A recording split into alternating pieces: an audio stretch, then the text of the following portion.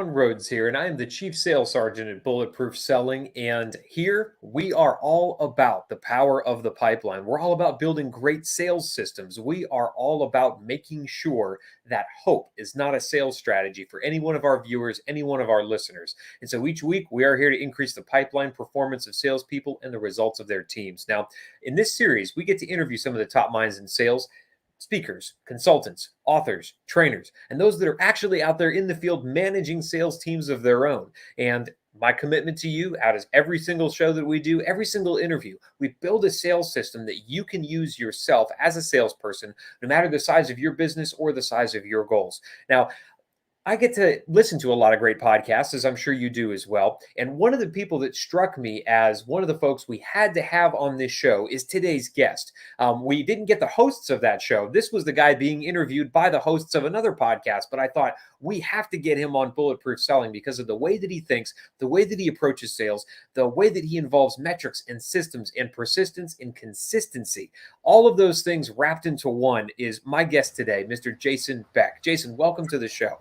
Thanks, John. So happy to be a guest, man. Long time listener, first time attendee, right? So, yeah, exactly, man. Well, you and I had I had first met you. You didn't meet me because I was one of the many listeners on the I believe the Marketing Dominance Guys podcast. Is that right? You got it. That's right.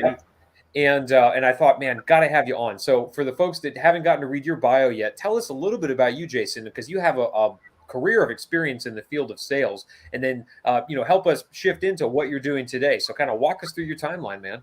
You got it, man. Absolutely happy to. And it's funny. For what it's worth, all your viewers can see the face. Really young cat, and I'm a student of the game just like anybody else. So always learning, always growing. Love conversations about this, and happy to be on as a guest. My background I actually started in what I would call the mailroom as a marketing coordinator at Constellation New Energy. For those who don't know, Constellation's a Fortune 500 company. And, within that first year, though, I got plucked out of marketing by the sales team. They recognized there might be some skills there. And I was running third-party channels. So outsourced telemarketing and door-to-door outsourced vendors that we used and brought into our fold. And so you can imagine training and all those things. But that was all B2B sales. From there, I actually then worked for another Fortune 500 company running the B2C segment of the retail business, right? Business consumer. And then I gained the knowledge of running a full multi-channel sales strategy and marketing. So now I added on to telemarketing and door-to-door a direct mail selling experience, which, wow, now we're talking about not managing a sales team, right? It's how do you engage audiences where it's pull marketing versus push marketing. Most of the marketing we do in sales, push, right? Talking to a customer on the phone. So anyway, then it went on to, hey, I woke up one morning, I was like, I'm an entrepreneur, so no more working for other companies. I'm going to do my own thing, right? And that's what led to Enerex. I'll fill you in on where I come full circle to answer your question. But I did want to back up a second because I do believe this will be right within the Bulletproof Selling, experience, right? So coming out, Fortune 500 company, the sales trainings, the resources, the vast number of employees that I could learn from. I learned from the best and brightest, minds in retail energy with the most dominant force, right? Fantastic, obviously, first journey. But they also sent me back to night school to get my MBA during that first, my first 5 years of being in the business world. And as I looked around the different curriculums, I landed on in the Chicago. By the way, at that time I was living in Chicago. Now I'm in Houston. But Chicago, and I was looking at the different, Kellogg and all the different curriculums, and I landed on this one called Strategy, Execution, and Valuation. Quick shout out to, Quick shout out to, Mr. Lakeman and Dr. Frigo, who are the head professors there of that. But this is so near and dear to the principles of Bulletproof Selling. What should every single process have? You got to strategize, make a game plan, make a system, as you call it. Then you got to execute on that system. And if you don't take the time enough after you're done executing to evaluate the sample set of data that you have, to then re-engineer the next strategy, which then reintegrate the circular process, and how would anybody ever get better? So that was so cool for me to have that, classroom learning environment on top of the real world environment to talk about these things that you talk about too, systemizing sales, and it's so important. So with that, feel free to ask some questions. Yeah, absolutely, man. I'd love to know about Enerex. Tell me a little bit about that company and what you guys do. You got it. So this day that I woke up, decided to be an entrepreneur, right? I met a friend in the industry named Deepinder Singh, right? And he had crafted a software product for retail energy brokers at the time. At that time, we were called Power Matrix 2017.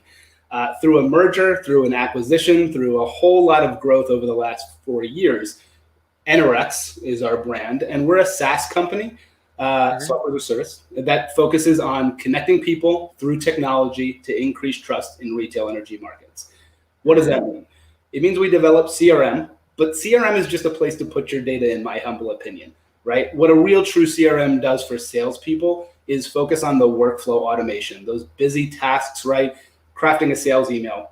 Smart people should get into a room one time, create a template, and you should send that template out every time. Doesn't that save you? Yeah. Yep. Make yourself more efficient, right? Shots on goal, more productive, etc. Right? So that's what we really focus on. Beyond that, where you get into the more complexities, and you heard me say trust in retail energy markets, very niche. I don't know how much many of your viewers even know about deregulated energy. It's not a very big topic. What is a big topic is ESG. Environmental, sustainability, and governance, right? This is a huge trend across the U.S. Biden in office, just right, trillion dollar plan, et cetera. Yeah. We'll hear more and more about this. So as NRX, what we focus on is both sides of a two-sided market. Just for those viewers that don't know two-sided markets, you're thinking about something like insurance, right? Brokers on one side, suppliers on another. Brokers represent their end-use customer. They represent either multiple suppliers, one supplier, a whole mix of them. Sometimes suppliers cut them out and go right to the end use customer, right? All part of a two-sided market. But crazy stat, 82% of all buildings, every business that you know out there in deregulated energy states buys their power through a broker. Brokers are really important in my market space. So what we did is we focused on automating as much as we could for the brokers, then turned our attention, not turned, that's a wrong word, created additional resources, grew our number of employees, NRXers. We went from 10 to 88 over the last 4 years. And now we're focused on both sides of the market. And now, because we're providing automation for both sides of the market, now we're concentrating on how those two sides of the market speak to each other via API. So what I mentioned for anybody who's in sales, right? You think about your sales process. You automate what you can within that process. But then there's aspects of getting a deal done.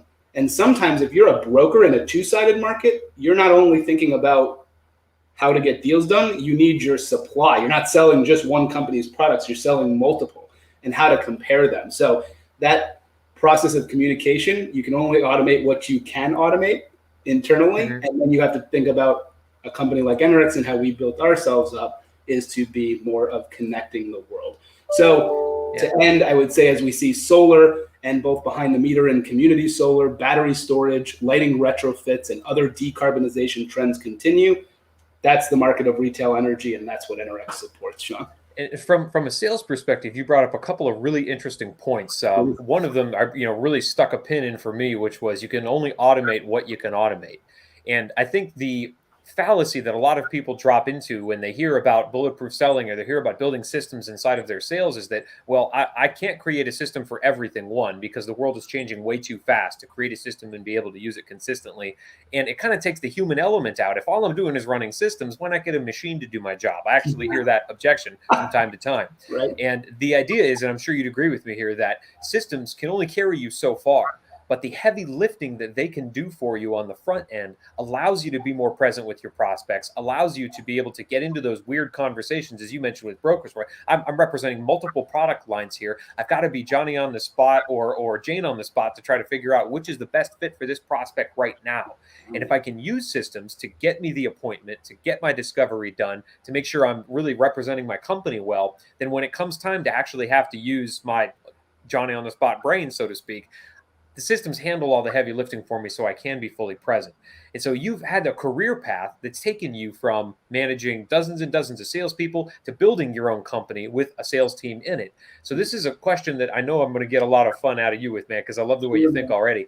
Where do you see salespeople relying on hope a little more than they should? Because you've had to hire and fire a lot of salespeople in your life, even though you're a young guy. So where has hope really played into the strategy and caused a lot of problems for the salespeople you've seen? Yeah, great topic. To make this a little I'm curious, has everybody ever told you, like, during your sales career, where they always like, man, you're such a great salesperson. You good at selling, right? Do they say that to you over time? Because you seem like you get that compliment all the time. I only get it because I've failed about 10,000 times You got to fail along the first, way. man. You ain't failing, right? Okay, so again, and I'm sure, right, you do compliment now, and we've both built up our skills over time. Still a long way to go and learn, but it's something right to be here. And when I think about when salespeople are relying on hope a little too, right? It's this idea of when you're hiring your sales, this busy work that we're talking about, and the reliance on automation. It's for all the things that lead to them.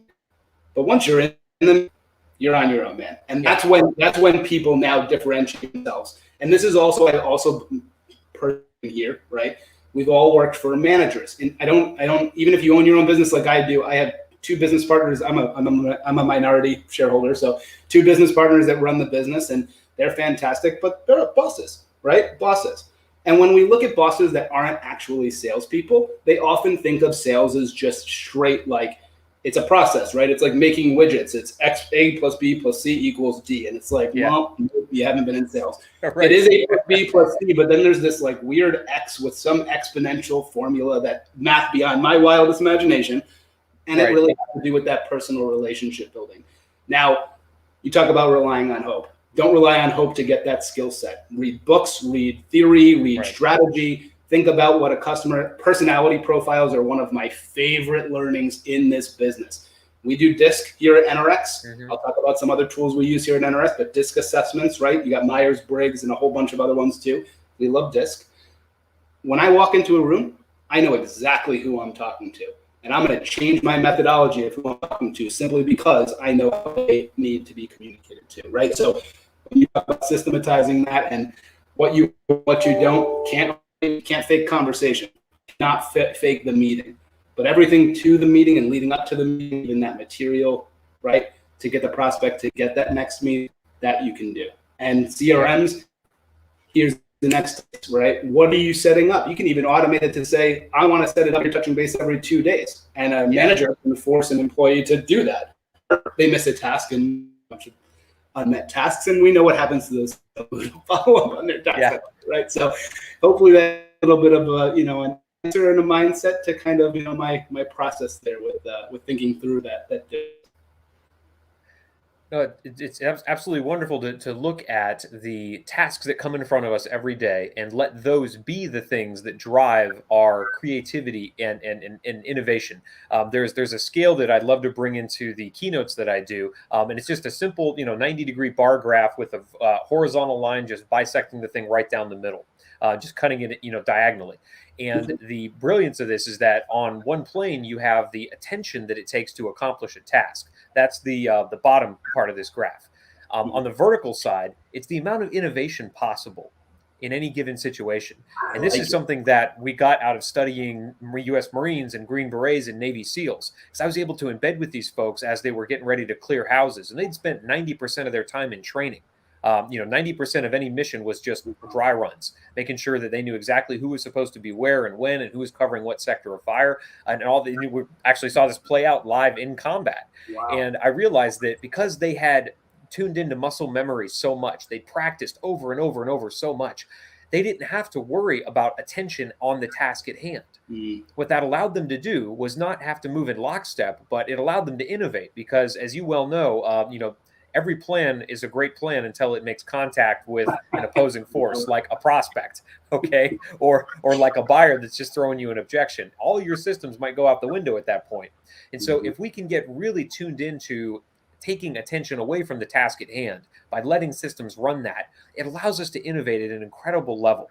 So I'm curious to know if driving salespeople through a CRM to get that first meeting so that they can innovate is something that you've spent a lot of time studying. Talk to me a little bit about where you see salespeople, the really, really good ones, use systems so that they can get that meeting, allowing them to innovate. And I love the broker model that you gave us here, that two-sided sale, where I really have to be able to innovate on the fly because I'm going to have to build a unique set of things for this prospect in order for them to be successful. So share with me a little bit about how you've seen the best salespeople take systems and then leverage them in order to be able to really be present and innovate, which a system Yeah. unfortunately can't do.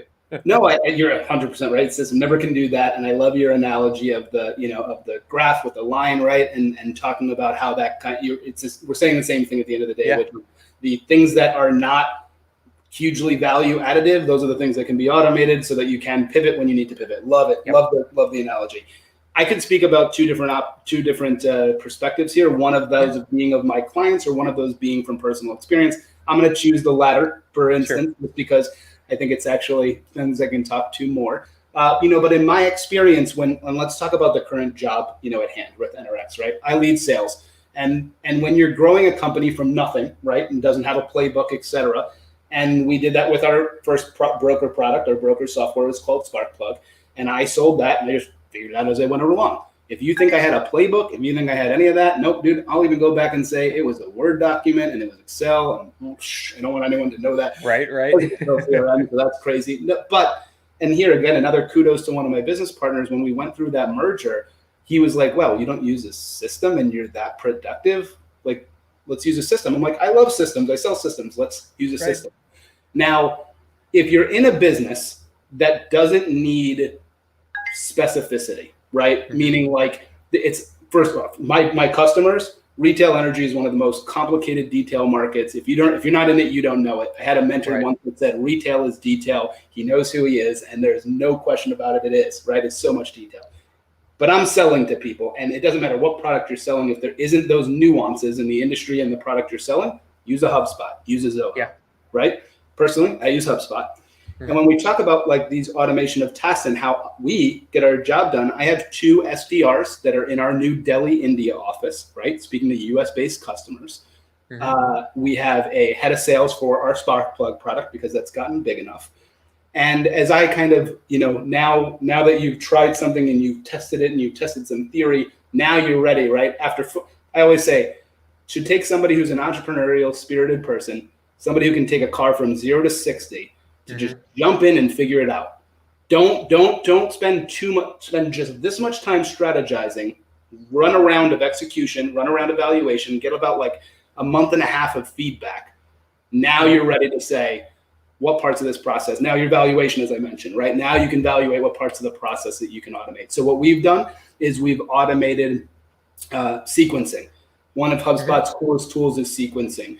When I am introducing this product to this, once I've done identification, then I'm going to throw that contact into this sequence, which means email 1 goes off, email 2 goes, triggers a phone call on number 3, LinkedIn connection on number 4, however you want to make your process at the end of the day. But I do find that's where you should move from trying something out to an actual system. And when we think about parts of the sales process, I think that the things that we can automate are when a prospect asks for a follow-up, right?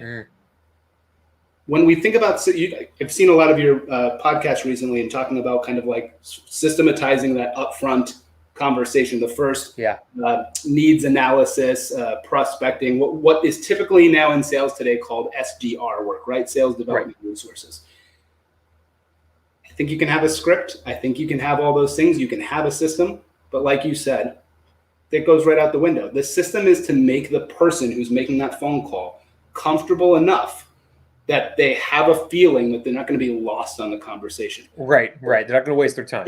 Yeah. When you're live, I don't know what to say. That will lead to not what you want, right? We know that. So to me, scripting in sales always important, but really it's kind of keying in. And I think, and this comes back to another topic I know we'll talk about, is hiring the right people so that they can be on the fly and know what they need to do to drive that prospect to the next thing in the funnel. So wrapping up, I think the answer here is scripting. Yes, those things are great, but really where you use a system to automate some of those sales flow funnel pieces is the email communication, templated, you know what you want to say, product PDFs, right? 1-pagers. And in a sequence where it's going to lead that prospect to do what you want them to do, which likely is come see a demo, let me show you the real value.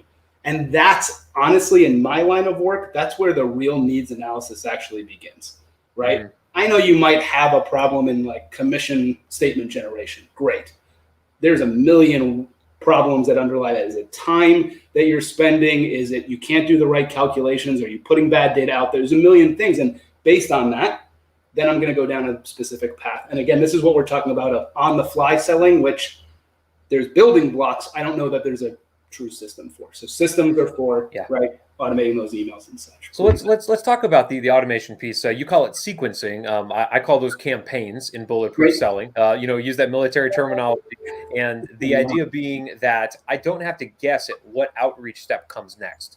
Now, the brilliance of great sequences or great campaigns is you don't just have to limit them to the outreach portion.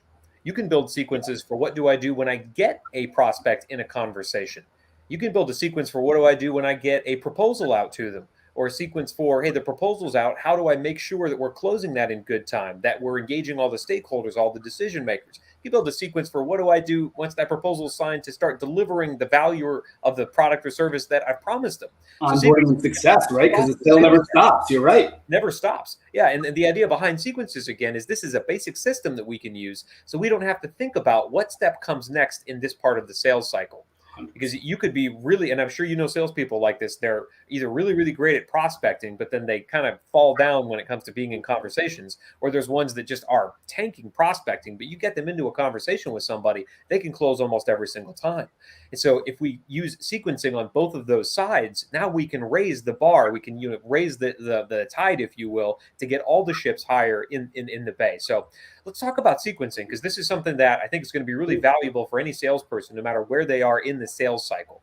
So if you think about how you leverage sequencing, do you think that sequences are more valuable to build either in generating conversation or in what do I do once I get someone in a conversation? Where have you found them to be more valuable for you?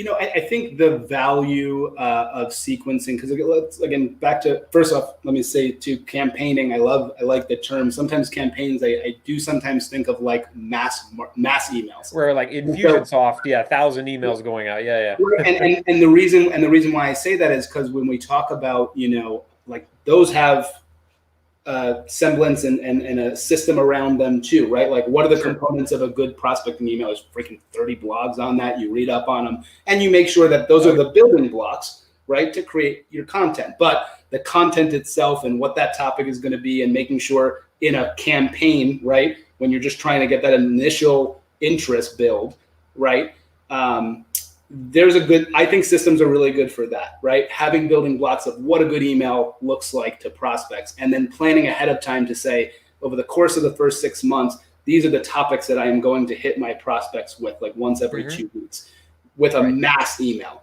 But that mass email, really all you're trying to, I don't want to call it clickbait, but that's what you're really trying to do. You're trying to understand from the prospect, how many times did somebody open it? How many times did somebody read it? And if you do that and you understand those things, which there's software out there, including ours, that tracks that information, then you can understand who your best time is spent in reaching out over the phone, right? And having that first phone conversation. So first answer is, I think even in that upfront campaigns, versus a sequence to just get some interest building, I think that's a really big part of the value of the process. 100%, once you get a prospect in the door, you have that first 15-minute needs assessment, typically an SDR, right? Not the lead salesperson, but the SDR is working and getting, right? We have a list of things that we're looking for, right? Because I know what the questions I need to answer, to get answers to, right? About how they run and operate their business, et cetera. Needs analysis questions that are going to lead to a more productive sales presentation. Now the sales presentation, right? That's your next step. You're trying to get from interest to a full-fledged demo. There's another sequence to that. Oh, right? Yeah, sure. So I think that's another great place where sequences, campaigns are incredibly important.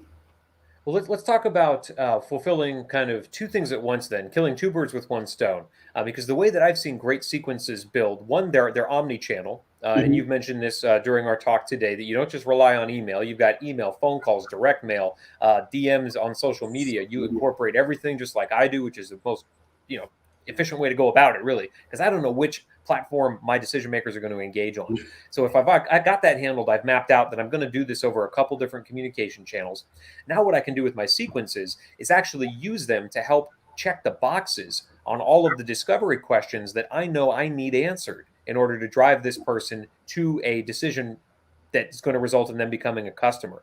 So let's build a system around this, because I think this is something that I know I'm going to learn from, but a lot of salespeople are going to benefit from as well, around how do I build a system that doesn't just serve to drive a meeting or to get the engagement of a prospect, but actually operates in a way that allows me to gather intelligence on them, basic intelligence, leading indicators like clicks, opens, time spent viewing a web page, but also the lagging ones. Because if I can get a prospect to answer back that they are the decision maker, they are the one with budget, they are the one that's going to tell me how much budget, they're going to tell me when that budget is spent, and I can do all this through my sequences, whether that's a phone call, whether it's through an email. I'm just interested in getting one question answered, Sally, and I'll be out of your hair. Can you help me point me to the right person in your company that does X? Absolutely. Boom. That's a part of a sequence that's valuable for me because it gets me further into the sale. So we build systems here at Bulletproof Selling. You're familiar with this process if you listened to us before. We use this acronym TRIM because we're trimming hope away from our sales strategy. So the T in TRIM is a trigger.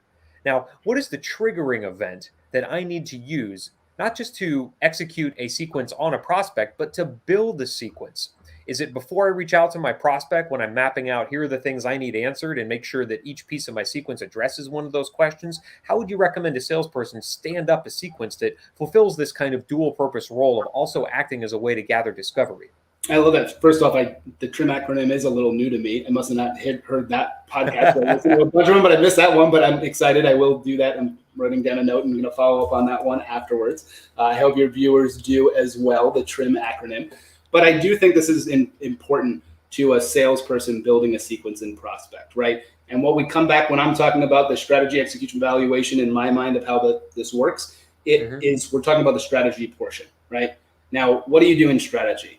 Well, you start with the end in mind, okay? Where do you want to be at the end? Well, that's pretty easy. I want to have all these questions answered and know all these things, yeah. Sure, but even further than that, I want to sell this product to this set of potential prospects. Great. Okay. Now, selling means what? In my line of business, that means using, not implementation, not signed contract. That means using and fully engaged with, right? Then you step back and you say, okay, well, what's the thing that's going to happen before that? Well, they're going to actually get onboarded to the product, and you're going to build. So my point is, let's get to more concrete stuff of what you're asking. Starting with that end in mind, even if you shift that end to the signed contract, and that's where sales is done, and they hand it off to a customer success team. They have a fantastic one, so I'm pretty lucky. But when I think about sales of how do I get to an end signed contract, there's a few big stages before that for me. I do believe this is where folks like you, and maybe in the future of my career too, right, where we would come in and we would work with a sales team to help them get to these answers, right? But it starts with the end in mind, and for NRX specifically, a signed contract, the step before that is a proposal. If any this is something I learned the hard way, and also again from mentors within this line of work. If there's any salespeople out there on your call that believe that sending a proposal over email is the right way, they're flat out wrong. You present a proposal. You present a proposal for many different reasons, but a big one being you will be able to have a phone conversation like this, or be in person. Great. After COVID, hopefully we're back away from, I love this, but I don't, being in person is still fantastic, because there's so many visual cues. And when you start saying things, or you might tweak that proposal right there on the fly. So presenting proposals, right? Signed contract, presenting proposal, right? What's before a proposal? It's a software demonstration. What's before a software demonstration? It's the needs analysis to decide what solution you're going to describe to them, right? You're going to identify problems, talk about alternatives, come up with them, and then share your solution.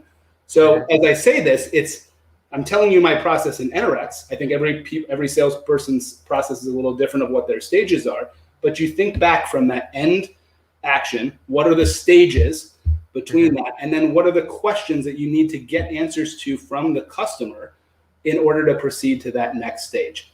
Now you build your sequences, because some steps, before the needs analysis, my questions, I have a list. Those questions are going to lead to other questions when I understand the answers to those. And it's a lot of if, then, and if you're going to sit there and try to do a Visio document, you better hire a consultant like Sean, because that's going to take some time, man. But that's crazy. I can go on a whiteboard and go and document all this out. If this, then this. If this, then this. So my point is, you really strategic. The short version of this for the listeners is you have to start with the end in mind, take your stages, determine the questions between each stage, and then group those questions into a line of emails or sequences and stages within those larger stage sets. And that's how I personally would go about it. No, that's brilliant. And so that's the trigger. Now the R in trim is making this thing repeatable. And so let's because there's a lot of different ways we could take the repeatable bit of this. It sounds you've covered a lot of that in the trigger, because you could do this on a customer segment. You could do it when you release a new product. Just walk backwards through all the stages of that sales cycle so that you understand what questions you need answered at each stage. But in order for this thing to be repeatable, I want it to make sure that I'm actually incorporating all of my questions inside of the content that I'm going to be taking the initiative on and reaching out to my prospect with. As I'm a firm believer that I never want to leave the ball in my prospect's court. I always want to own the next step. And that means if I send an email, I'm not going to just wait for them to respond, which could be 5 years from now. And I'm going to be making a phone call, doing a LinkedIn message, direct mail piece, whatever that looks like. So if I want to make this repeatable, how do I ensure that, one, I can execute my campaigns consistently across the sales team? Because I can map all this out on a whiteboard and tell salespeople to get to work, but good luck getting anything to be consistent after that. So what platform should I use? What software do you recommend? And then the second piece is, how do I make sure that my questions are being addressed within that sequence? Does that involve an email template, a phone script? How do I make sure that I'm actually driving the things that I need driven to get my prospect to that next stage? Absolutely. And again, I think the use of tools, email, phone, the methodology of what you're going to use, the medium is what the medium of what you're going to use. I think all really depends on your prospects, right? Your niche and understanding your niche, et cetera. But I would say, I think you need two things. First off, I don't think I'm speaking from my own personal experience. I think I'm like a lot of other salespeople out there, which is that to be incredibly in the disc profile, a great salesperson is usually going to be a high driver, and they're going to have some emotional component to their personality, right? Because that's how they engage with prospects and speak and talk, etc. We might not have the creative version of the brain, meaning when I craft an email, and for anybody who's listening to this that I've sent an email to, sorry, they talk about it like, oh, it's a Jason Beck email. It's like, it's usually a dissertation. It sounds like how I'm talking. It sounds like the information I would try to provide to a prospect in a 30-minute phone call. And a lot of people aren't going to read that. So the first thing, in my opinion, any good sales leader needs, if they're not great at copywriting themselves, get a copywriter, right? Get somebody who already knows and just like I've tried to do sales learning, right? I'm pointing to my laundry list of books on the side, right? Just like I've done sales training, there's some people out there that are understanding how a words in a communication is going to trigger certain effects of a prospect. So I do believe great email content writing, right? That content writer is not going to know the strategy. That's for us to decide. But they are going to turn what our concepts are into really nice emails that are going to be able to have the prospect do something for them, right? And then the repeatability nature in your trim is to then put it into a system or a software. This is where software becomes incredibly valuable, right? So for in the broker world of retail energy sales, it is, get a bill, right? Get a bill copy understand that customer's usage, get them to sign a letter of authorization saying that I can go out and get the usage from the utility so I can analyze. Then you're shopping your quotes. Then you're doing your you're shopping your quotes with your suppliers, then you're sending a proposal, right? And so again, my system, that's what it automates. That's what it focuses on automating, those different steps. But when I'm reaching out to brokers, to suppliers, that's a little different, right? Because I'm pitching a whole product or a service, not versus just a given, it's a commodity, it's a proposal, right? I already know what you need, here's the price. And I do think, again, that's where I'm saying I do believe there are different systemizations to getting something repeatable.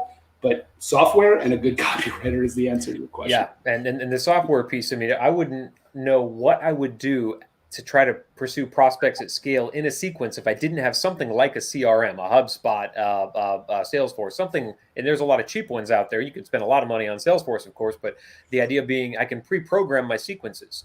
Yes. Down to the email template I'm going to send that I can just hop in there and customize and make it really personal, ask questions that are based on the last call I had that would never show up in an email template, and then hit send on that puppy, make it real fast, get it out the door. and then be able to get onto my phone calls, my direct messaging, my direct letters, all the things that I need to do. So we've got making this thing a trigger, which is great. I love the fact you do it before you even reach out to a prospect. Trying to build systems on the fly is a really, really dangerous proposition. We would never do that in combat and on the battlefield of business. I hope salespeople aren't doing it either. We've got making it repeatable.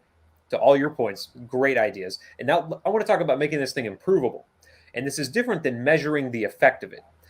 This is going to be really brilliant for you because you've got that cycle built in you already. Like, how do I assess? So how am I assessing the impact of my sequences to make sure that I am improving them? And we'll talk about measuring the effectiveness of them in just a minute.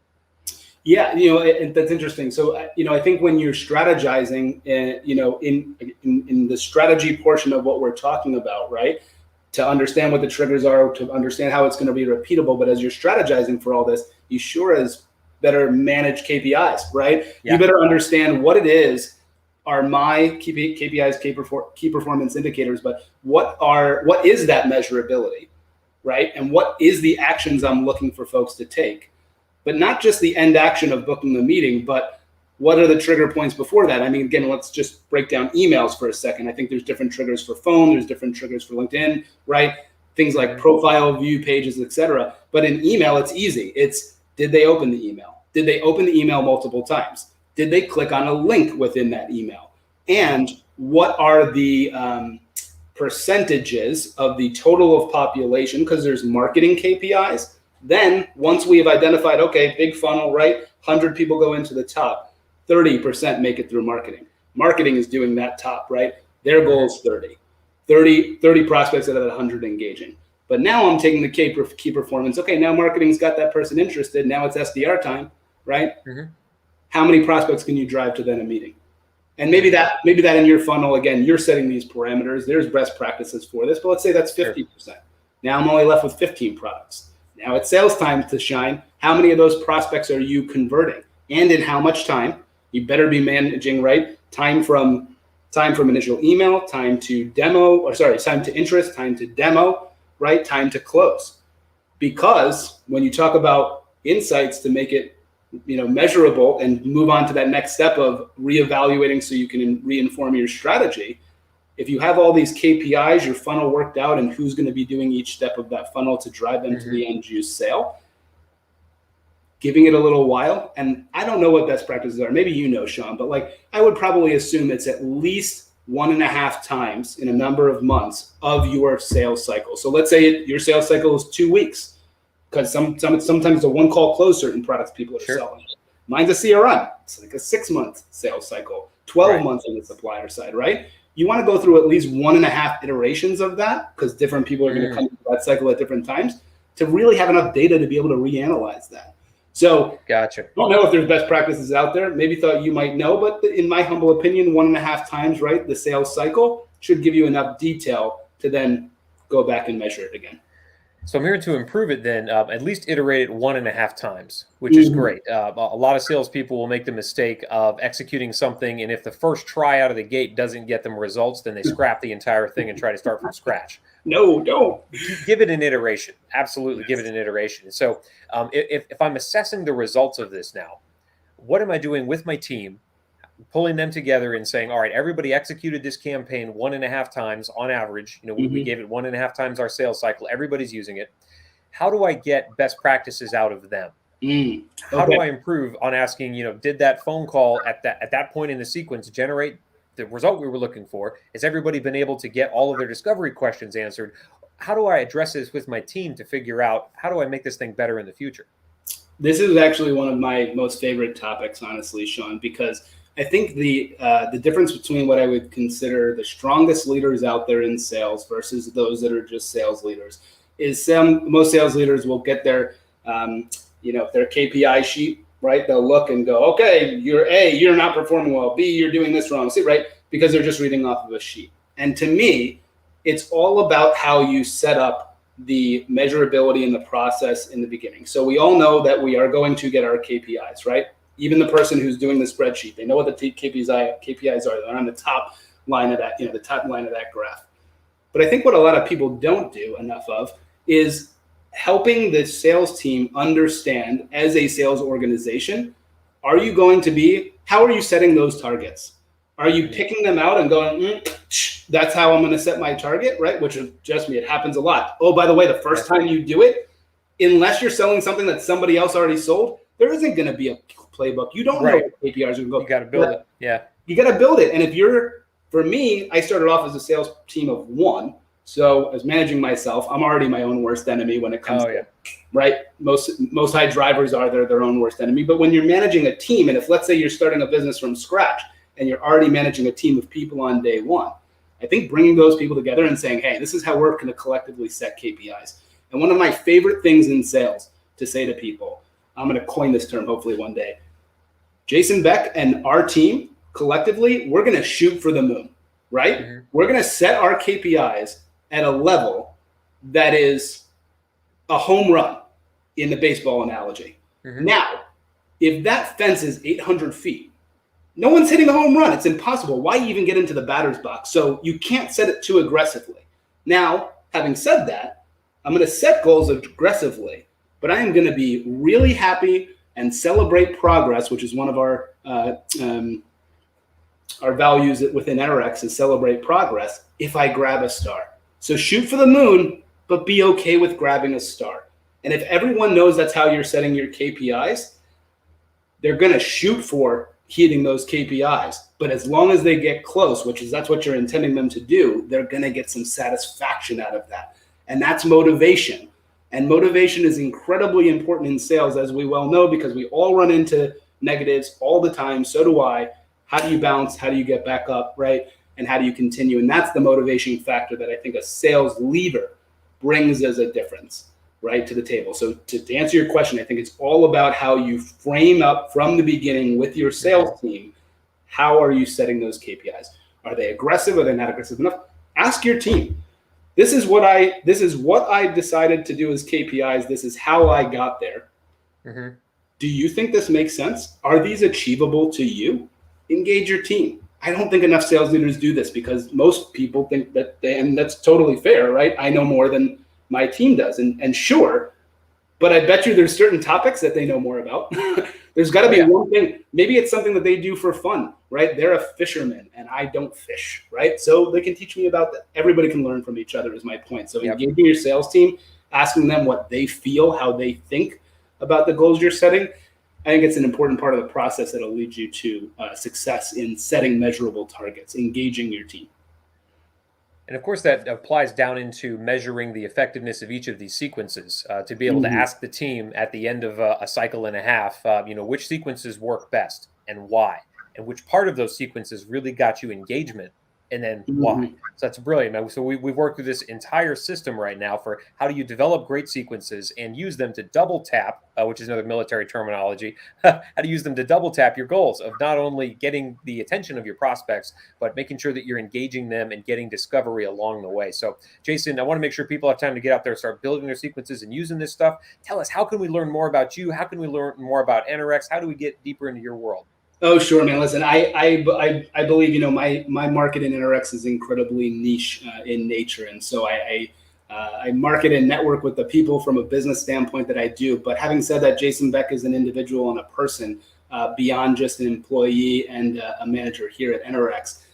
Future desires, future goals. And I just love the science of sales. I enjoy being a student as much as I like being a coach, a mentor to others, etc. So feel free to link in. Right. I think it's a great way if there's any things that we can do together to better other people and bring other people, rise all ships in the tide. As you said, feel free. LinkedIn's probably the best way to reach out to me. And let me just say, Sean, I have had no service background in my life. And yet every time I interface with somebody that is service oriented in the armed forces, has spent time, has family that has spent time, I think it's important that we thank for that service. And I think that lessons learned through Bulletproof selling that you've had are just so cool, man. And really appreciate that aspect of you and your personality, man. Oh, thank you, sir. Yeah, we have a lot of fun doing it. And I was fortunate enough to be a tourist in a hall of heroes. Really, it was my honor to be able to serve with those men and women. So, thanks so much, Jason, for your time, sir, and for all of us out there in the field of sales. Make sure you're following us here at Bulletproof Selling on Facebook, LinkedIn, and of course YouTube, where all these live streams are housed, and the podcast every single week. We drop it on Monday. iTunes, Stitcher, Spotify, anywhere that podcasts can be found. And for more sales systems, just like the one that we built today with Jason, to help you replace hope with certainty, make sure you're over there on our website at bulletproof-selling.com, where new sales systems are dropping every week. Well, Sean Rhodes here. It's been a pleasure serving you and the sales community alongside Mr. Jason Beck. Jason, let's get out there and make selling bulletproof. You got it, Sean. Thanks so much, everybody. Have a good one.